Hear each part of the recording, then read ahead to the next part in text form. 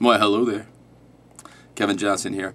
I had a request, I actually had a few requests to do a follow-up to my bar chord video, which I've gotten a lot of really positive feedback from. Thank you guys for that. I really appreciate the kind words. I was asked to explain how to do the root 5 bar chords a little bit easier. So that's where the root note is on string 5. So these are going to be the root chords, the bar chords based on the A major or A minor chord shape. So here's one. This is a C major in bar chord form. Alright, so that's fret 3, there's fret 5, 3 in a row on fret 5 there, those guys. So here's the bar, there's the other notes, a little bit of a crowded position there, and that's part of what makes it difficult. But what really makes it difficult is this. All the stuff, remember all the stuff I said in the other bar chord video, where you don't put your thumb over the top and you got all this stuff with the bent finger and you need a bar, not a hook, and all that stuff? All of that is still true, it all still applies. But now also you need to do this to get the hang of this. The problem that tends to happen with this version of the bar chord is you'll set your bar, you'll get everything exactly right, and then when trying to place the other fingers, it's a little difficult because, of one thing, there's not a lot of room for all 3 of these fingers to squeeze in there, and it seems to be, people tend to have a tendency, yeah, I'm educated, people have a tendency for their middle finger to not quite clear that fret. It'll kind of drift back, and so you'll end up with this tritone in the middle of your chord instead of a perfect 5th there. So there's your chord, 5, 4, 3, 2, 1, right? So here's what I suggest trying. Make sure that you start with your thumb nice and low on the back of the neck so you don't have that problem we talked about before, so your hand is nice and low. Then take these 3 fingers, stack them on top of each other like that. Nice and tight, real closely grouped.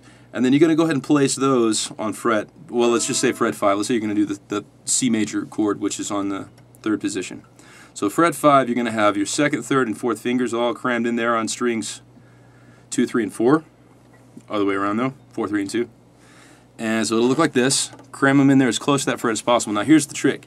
Your index finger, you should be able to just point with it. Just stick it up and wave it around like it's a waving finger. I can't think of any metaphors. So, do you get that? Now this guy, here's what you're going to do. Just slap it down straight across. Don't try to aim for the fret. Just line these guys up, stick that finger out, and then just extend it out. You're going to point out and rotate it this way. I don't know if that makes any sense. Can you do this? Can you wiggle your finger? I'm sure you can. So it goes where it goes. Now it might land right there next to him. If that's the case, you're doing it wrong. Try again and just point out and let it land up here. Maybe even so I can extend farther than I need to because my technique is right, which means it's even easier than you might expect to do the right way. So the problem is if you position this first and then try to stretch these into place, your hand position isn't optimal for these notes. The nice thing about the index finger is it's very independent. We can keep our hand close to these guys to support them. The first finger can go off and do its own thing without any support, right? There's a lot of strength and dexterity in that finger. So let your hand support the other fingers. This guy can reach way back all by itself. So look at where my hand is relative to the frets when I do it this way as opposed to when I start the other way. See how my hand moved back? Now my hand is just supporting this guy, and now I'm going to stretch these guys out of place, and it makes it kind of hard for this one to reach past that fret.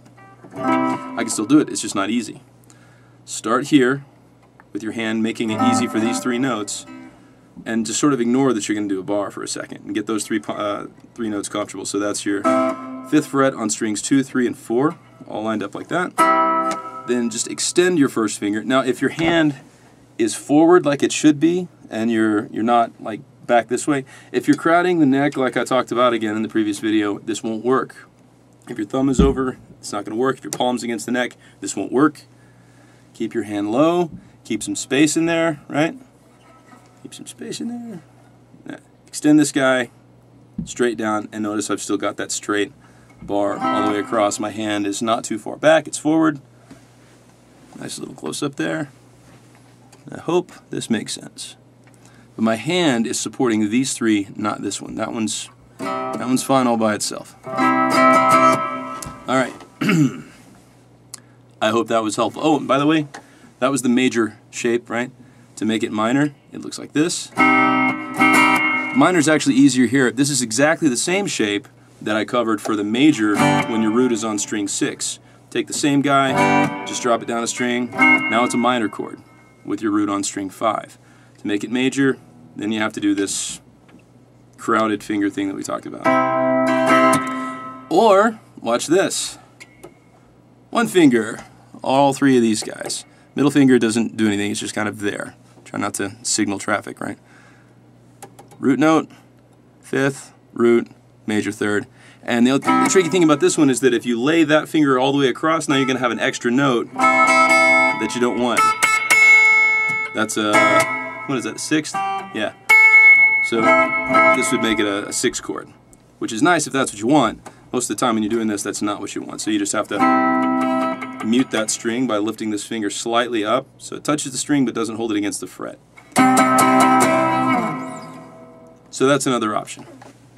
Alright, there you go. I hope that answers the questions. If not, hey, hit me up in the comment section, ask questions. And I appreciate the feedback. And especially now, I appreciate people asking for me to cover certain things.